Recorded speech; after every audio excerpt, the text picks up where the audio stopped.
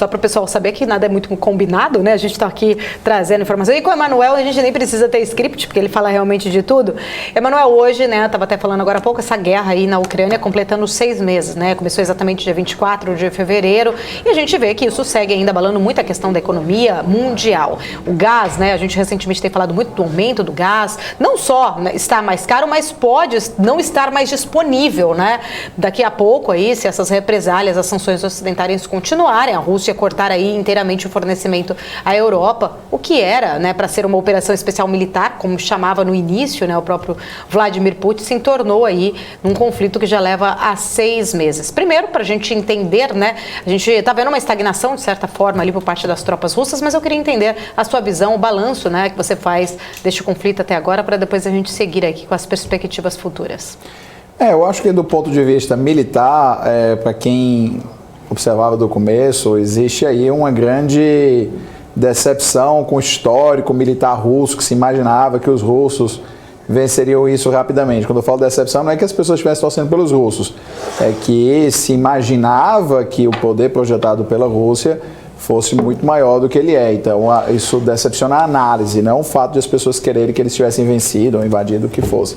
Quanto aos ucranianos, ficou muito claro uma grande capacidade de resistência e também ficou muito claro que a tecnologia ocidental militar ela ainda é superior, porque são armamentos ocidentais que têm sido empregados pelos ucranianos na sua resistência contra os russos, além, claro, da utilização massiva de drones, que realmente consegue desequilibrar nessa guerra assimétrica. Mas o maior problema realmente que a gente vê é a persistência de uma inflação de alimentos e a inflação de energia cedendo agora em função desse conflito. Então, particularmente no Brasil, ajudou muito a ceder a inflação de energia o fato de o governo federal ter atuado fortemente para reduzir os tributos federais e para dar um cap, né, um teto no ICMS dos estados, impedindo aí a continuidade da subida dos combustíveis. E agora, com a queda do preço dos combustíveis no mercado internacional, não sei se vocês acompanharam recentemente, os Estados Unidos e o Irã estão chegando a um ajuste que talvez o Irã possa colocar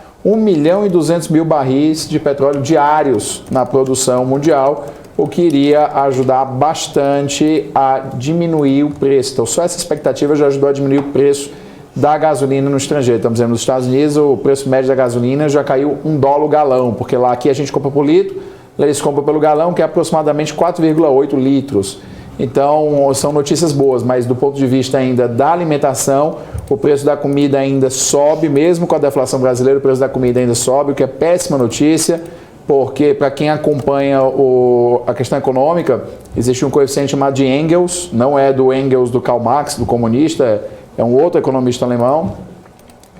Esse coeficiente de Engels diz que quanto mais pobre a família, mais comprometida é a renda daquela família com comida, porque é a primeira necessidade básica. Então, quando o preço da comida sobe, tira a disponibilidade financeira das famílias mais pobres de poderem gastar com outras coisas, mesmo que fosse remédio, pagamento de aluguel, um eletrodoméstico, isso vai tirando essa disponibilidade. O preço da comida sobe porque, com a guerra da Ucrânia, você retira a exportação de grãos ucranianos, faz com que o preço das commodities suba, os investidores ficam preocupados, aumenta a especulação, e aí o preço das commodities sobe de forma geral. Como o Brasil é exportador de comida, o Brasil acaba tendo boa parte da comida vendida no mercado doméstico influenciada pelos preços internacionais, porque o produtor brasileiro ele vai preferir exportar do que vender no mercado doméstico se existir uma disparidade muito grande de preços. Então, por conta disso, o Brasil aí está experimentando uma inflação de alimentos. Basta você ver que a soja está no preço mais alto desde 2011, 2012. Né? E o Brasil, esse ano, vai ter a safrinha, que já vai fazer com que a produção de soja na safrinha seja 40% mais ou menos maior na safrinha do que ano passado. Então, isso significa mais dólares. Só que, ainda assim, no mercado internacional, o preço das commodities está subindo. Para quem acompanha o mercado, para quem é do setor agro, o índice MSCI, né? O MSCI, que é o que vai medir o valor das commodities, ele está subindo, já faz aí mais ou menos alguns meses, e a expectativa é de que ele continue subindo. Isso vai pressionar, seguir pressionando o preço de comida no Brasil, infelizmente, que prejudica as pessoas mais pobres.